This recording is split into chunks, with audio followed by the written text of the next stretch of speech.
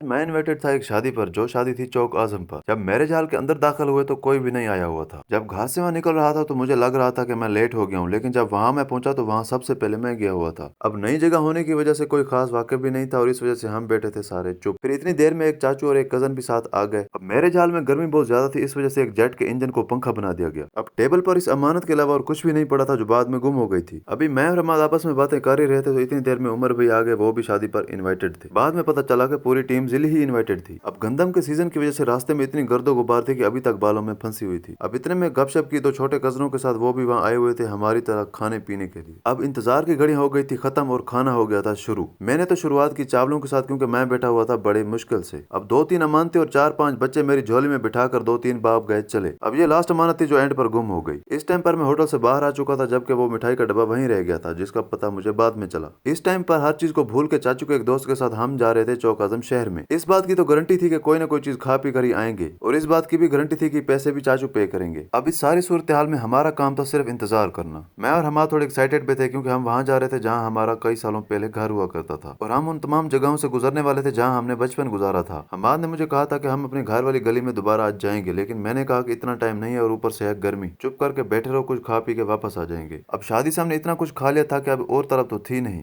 लेकिन चाचू ने कहा कुछ ना कुछ तो पी के जाएंगे। फिर हमारा इरादा बना दूध सोडा पीने का, जो कि पाकिस्तान की एक अपनी इजाद है। दूध सोडा को खुद तैयार करना पड़ता है, यह किसी पैकिंग में नहीं आता। अब मुझे तो दूध सोडे से कोई इतराज नहीं था, लेकिन हमाद का मूड ऑफ था, क्योंकि हमाद का इरादा था किसी बिरयानी शॉप पर जाने का, मतलब बिरयानी खाने का। मैंने कहा भाई खुदा का खौफ करो, अभी तो शादी पर बिरयानी खाई और साथ जर्दा भी था। लेकिन हमाद ने कहा शॉप की बिरयानी का अलग ही मजा है। अब तुम चाहे मुझे जो भी कहो, मैं तो बिरयानी का ही सोचूंगा। अब मैंने हमाद को कहा भाई बिरयानी तो तुझे मिलेगी नहीं, अगर दूध सोडा पीना है तो आओ, और हाँ इस खाली से छापर पर भी गुस्सा मत निकालो। अभी हम चौकादम शहर से थोड़ा पीछे ही थे तो गाड़ी मुड़ गई पंप की तरफ। वहां से कुछ फ्यूल डलवाने के बाद फिर हम सीधा गए दूध सोडा वाली शॉप पर, जो कि बहुत मुश्किल से मिली। अब बिरयानी वाले मसले को लेकर हमाद ने तो मेरे साथ एक बात भी नहीं की। हमाद बिजी था अपने मोबाइल पर और मैं बना रहा था व्लॉग। अब एक ही जगह पर बैठकर आखिर में कितनी देर तक व्लॉग बना पाता। फिर हमाद को मैंने कहा तू कोई स्टाइल दिखा ताकि व्लॉग मजीद अच्छा बने। हमाद ने फिर ऐसा स्टाइल दिखाया जैसे कोई शैम्पू की मशहूरी हो। फिर इतनी देर में दूध सोडा आ गया और मैंने तकसीम किया इसे 4 गिलासों में। अब सब दूध सोडा पी रहे थे और मैं बना रहा था व्लॉग कि आखिर मेरे पास भी सबूत हो कि मैंने भी दूध सोडा पिया था। लेकिन मेरे हिस्से में आए थे 2 गिलास। एक गिलास तो मैंने सबके सामने पिया, जबकि दूसरा गिलास मैंने नीचे छुप कर पिया ताकि किसी को पता ना चले, वरना इसके भी 4 हिस्से करने पड़ेंगे। खैर दूध सोडा पीने के बाद हमाद का मूड तो हो गया था ऑन, क्योंकि हमाद को अंदाजा ही नहीं था कि यहाँ का दूध सोडा कितना मजे का होता है। लेकिन फिर भी हमाद ने लास्ट पर मुझे कह दिया कि ये इतना मजे का नहीं था, क्योंकि बिरयानी से बेहतर कोई चीज नहीं है। बहरहाल अब टाइम हो गया था मैरिज हॉल पर वापस जाने का, क्योंकि वहाँ सारी हमारी बाइक खड़ी थी और इसके अलावा वहाँ कुछ फोटोशूट भी करने थे। लेकिन कुछ फोटो रह गए थे फैसल के पास जो अभी तक मुझे नहीं मिले, वरना मैं वो भी व्लॉग में शेयर करता। एक और बात तो मैं बताना भूल गया कि इस व्लॉग का पार्ट 2 भी है, जो कि आपको नेक्स्ट व्लॉग में नजर आएगा। आज जो जो हुआ था वो मैंने सारा आपको रियलिटी में बता दिया। मिलते हैं नेक्स्ट व्लॉग में, तब तक के लिए अल्लाह हाफिज।